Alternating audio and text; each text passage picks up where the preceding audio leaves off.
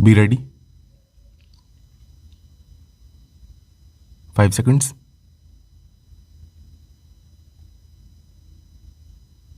Start.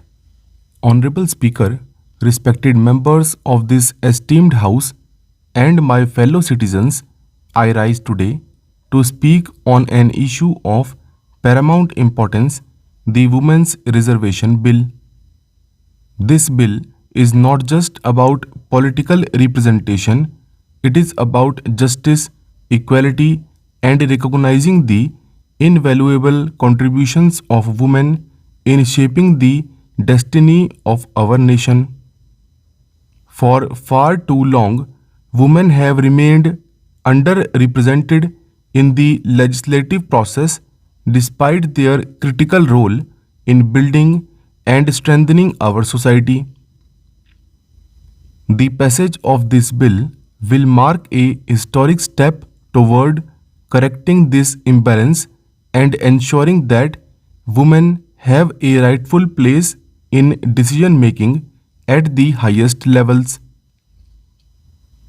Women constitute nearly half of India's population, yet their representation in parliament and state assemblies remains dismally low.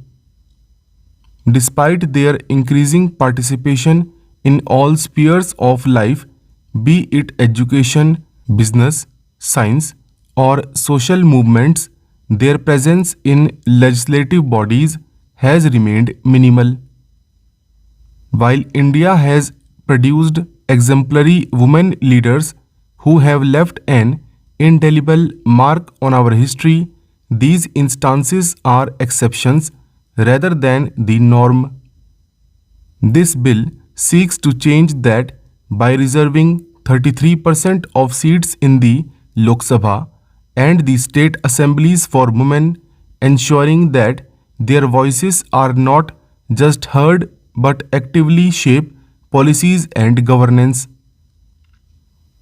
The need for this bill arises from deep-seated structural and social barriers that have historically prevented women from entering politics. Political parties often hesitate to give tickets to women, citing their lower chances of winning. Even when women do enter politics, they face systematic discrimination, fewer resources, and cultural biases that hinder their progress. This bill is not about favoring one gender over another, rather, it is about leveling the playing field. It is about ensuring that women who have been historically excluded from the highest decision making bodies finally get the representation they deserve. Critics of the Women's Reservation Bill argue that political participation should be based on merit and not on quotas. However, this argument fails to acknowledge the ground realities. If merit alone were the determining factor, why do we not see more women in parliament and state assemblies today? The truth is that societal biases, financial constraints, and institutional roadblocks prevent women from even contesting elections.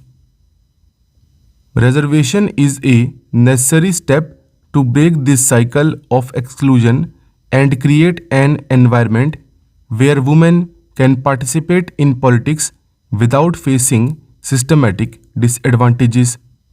The impact of women's participation in governance is well documented. Numerous studies have shown that when women are in leadership roles, they bring fresh perspectives, prioritize social issues, and focus on policies that benefit the larger population.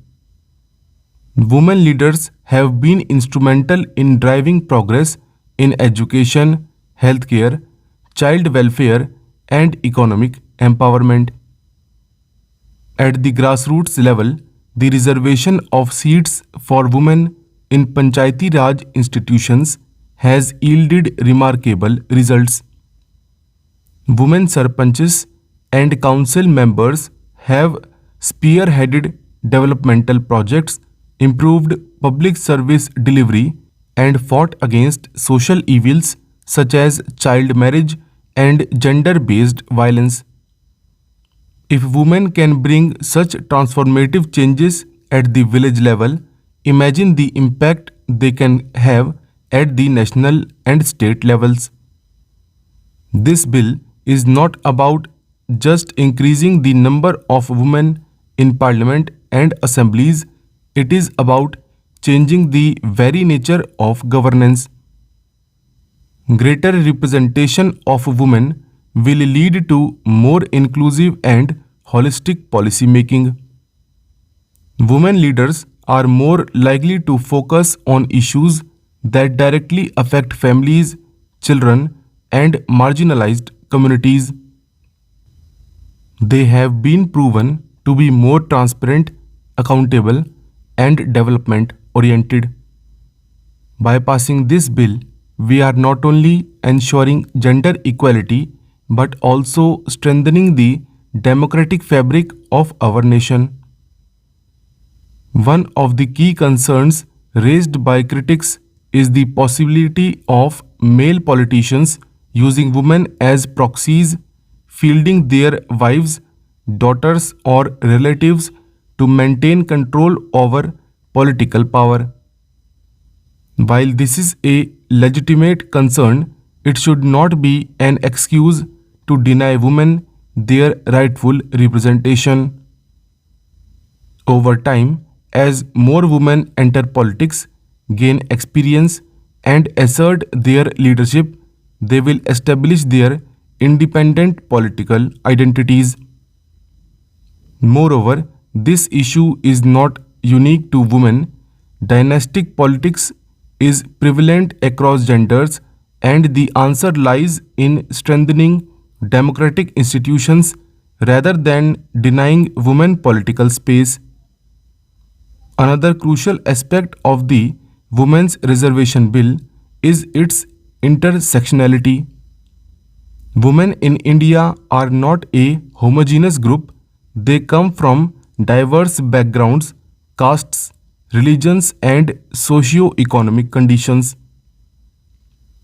It is imperative that this reservation benefits women from all sections of society, especially those from marginalized communities such as scheduled castes, scheduled tribes, and other backward classes.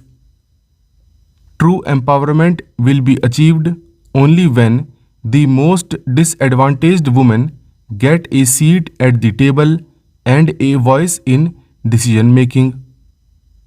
For decades, this bill has been caught in political deadlock, introduced multiple times, but never passed due to various objections and lack of consensus. It is a matter of national concern that despite overwhelming support from civil society and women's rights activists, successive governments have failed to enact this historic legislation.